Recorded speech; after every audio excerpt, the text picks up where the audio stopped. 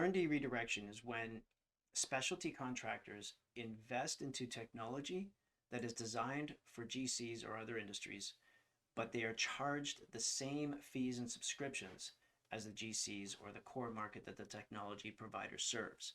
And then those fees are redirected to the research and development for the technology provider's core market.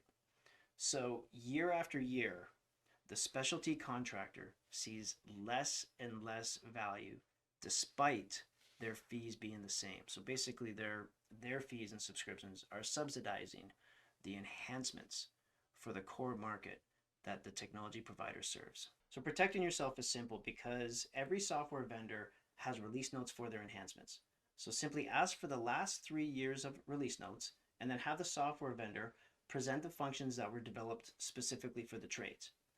When you compare that to the functions that were developed for the technology provider's core market, that variance will help you negotiate a fair rate that is aligned with the expected value.